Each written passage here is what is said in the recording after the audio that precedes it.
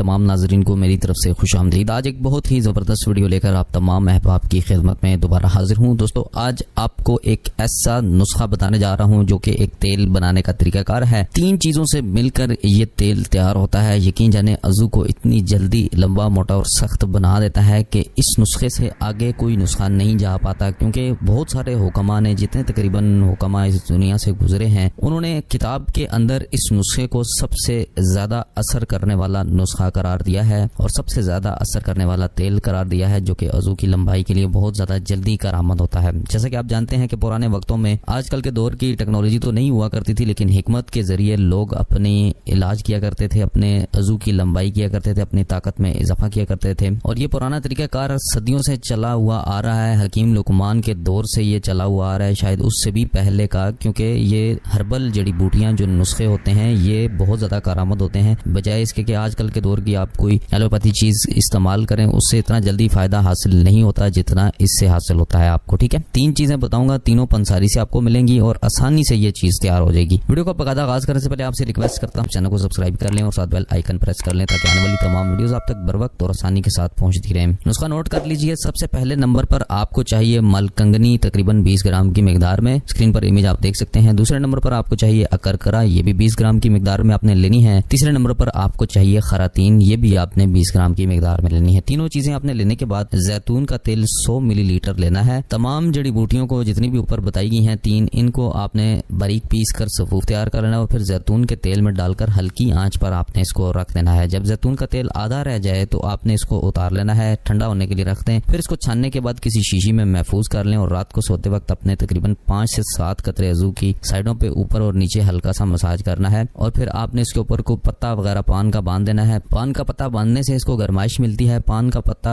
बहुत ज्यादा फायदे का हामिल है। लोग ये कहते हैं कि यार इसके ऊपर हम कुछ शापर क्यों ना बांध ले। शापर बांधने से बेहतर है पान का पत्ता बांध ले, उसमें आपको गरमाइश मिलेगी, मजीद रगें और पट्टे खुलेंगी और आपको बहुत जल्दी उसका रिजल्ट सामने आएगा आपके सामने। ठीक है, तो सुबह उठकर आपने नीम गर्म पानी से आपने इसको धो लेना। आजकल क्योंकि गर्मी का मौसम है तो आप नॉर्मल पानी से भी इसको धो सकते हैं, साबुन के साथ धो लेना है। फिर आपने तकरीबन 1 हफ्ता ये काम करना है। 1 हफ्ते बाद आप देखेंगे कि अज़ू की अंदर खातिर खाल लंबाई भी आपको देखने मिलेगी और सख्ती अज़ू की जितनी भी रगें दबी हुई हैं वो सारी खुल जाएंगी और उसमें खून की रवानगी होना शुरू हो जाएगी। टेढ़ापन है, लागर है, नीचे की जानिब झुका हुआ है और किसी भी किस्म का मसला है तो वो इन चीजों की मदद से बहुत ज्यादा जल्दी जो है वो अज़ू में बेहतरी आनी शुरू हो जाएगी। तो ये थी आज की वीडियो। उम्मीद रखते हैं कि वीडियो पसंद आई होगी। वीडियो अच्छी लगी है तो दूसरे आपके साथ शेयर कीजिए, ज्यादा से ज्यादा लाइक कीजिए और कमेंट कीजिए। अच्छे अपने बताइए कि आपको कैसा लगा ये नुस्खा, आप इस्तेमाल करेंगे या नहीं करेंगे। और अगर इसी तरह के मजीद अच्छे नुस्खे आपको चाहिए तो सब्सक्राइब करने के बाद बेल का आइकन जरूर प्रेस कीजिए। मैं आपसे मिलता हूँ कल इस तरह की किसी अच्छी वीडियो के साथ। अल्लाह हाफिज।